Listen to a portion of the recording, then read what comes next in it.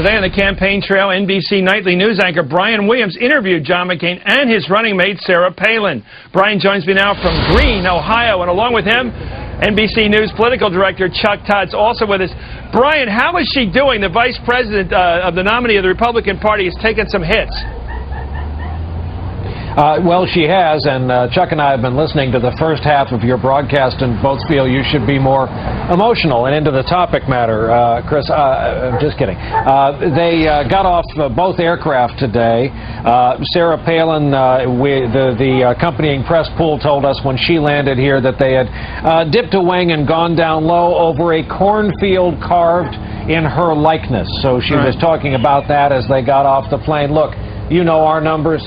You've seen the Fox News poll out today. We've seen the AP out today. There's no shortage of them. Our number has it at 10, with 55% of respondents saying she is not qualified to be president. Our conversation, Chris, because it is so much television, and because my preference is to kind of get out of the way of it and let people see it and make their own judgments, I think we're going to serialize it on Nightly News, not only tonight, but over the next several nights. One of the points I take to her is that 55% number and get her response to it. Let's take a look at the interview, a piece of the interview right now that's going to be on Nightly tonight. Governor Palin, yesterday you tied this notion of an early test to the new president with this notion of preconditions that you both have been hammering the Obama campaign on. First of all, what in your mind is a precondition? You have to have some diplomatic strategy going into a meeting with someone like Ahmadinejad or Kim Jong-il, one of these dictators that would seek to destroy America or her allies. It is so naive and so dangerous for a presidential candidate to just proclaim that they would be willing to sit down with a leader like Ahmadinejad and just talk about the problems, the issues that are facing them. So that's some ill-preparedness right there. What do you get out of that, Brian? What's the news value in that? I can't decipher the meaning there.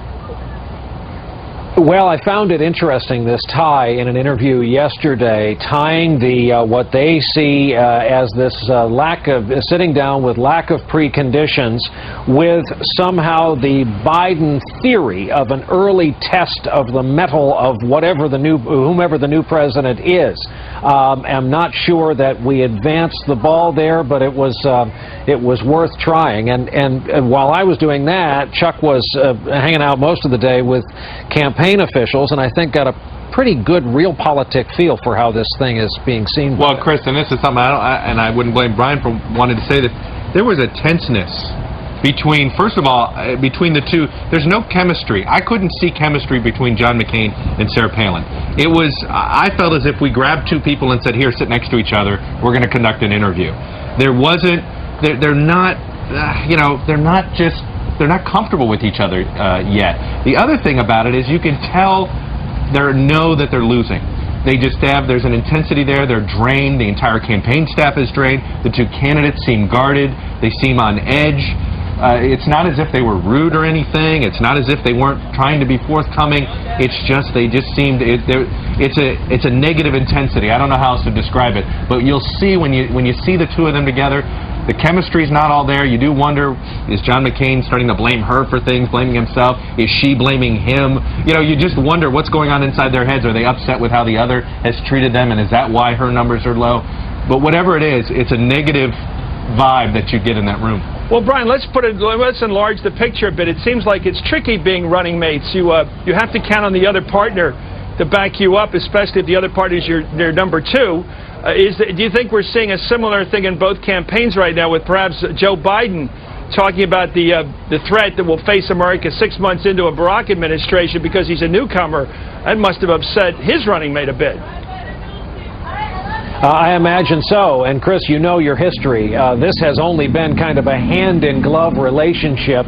A finite number of times in the modern era, you got to see up close the Carter-Mondale relationship. You saw how it worked in the campaign and saw how it worked in the West Wing. Kind of an early notion of the partnership of a vice president to a president. And I think the tops of both of these tickets are getting used to it. But on the one side, on the GOP ticket, you have what has just become a colossal story, and it was all encapsulated in the 7-minute soliloquy that Colin Powell delivered on Meet the Press. What has happened since the naming of Sarah Palin by John McCain? So many columnists have juxtaposed it to his expression on every poster at this rally today, Country First. Yeah, I want to ask that about... I just think that... Yeah, but Chuck, I want to ask you about what's been very successful politics, I think, and it is politics, on the Democrat side, which is to change the topic from she's a number 2 to she better be ready to be a number 1. That Colin Powell said that. He said that very well, I think. The job of the vice president is to be ready immediately to be president. That's a definition which seems to have taken hold, a job description that's taken hold. Well, it has, and you just look at our polling, we have the 55%. The other thing that I think that people may have overlooked in our poll yesterday had to do with the number of people who said John McCain's age is a factor.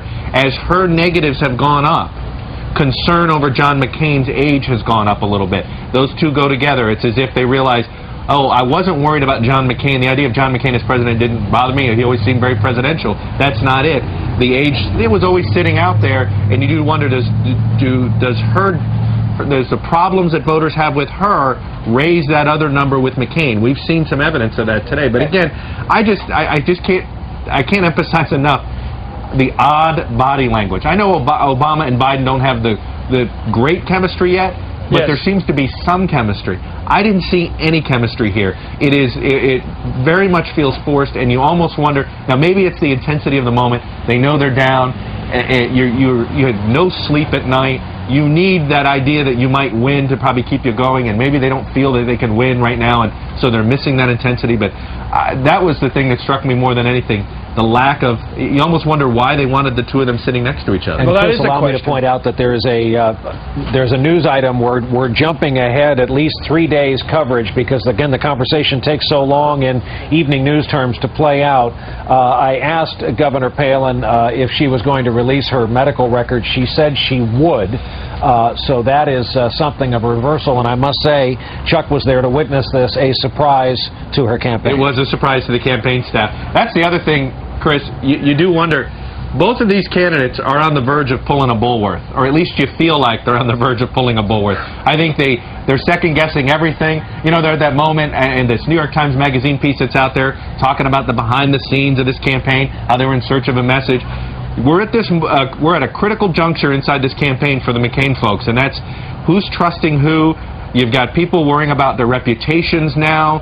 Now you're wondering, do the candidates trust the staff? Does the staff trust the This is a very dangerous time in a campaign that is behind. They desperately need some good news, because you do wonder, is that cohesion disappearing inside, not just between the two mates that we saw today on camera, but with the entire campaign structure. Okay, it's great. Thank you very much, Brian Williams. Good luck with the interviews, and thank you, Chuck Todd. You can see Brian's interview with Governor Palin and Senator McCain tonight on NBC Nightly News.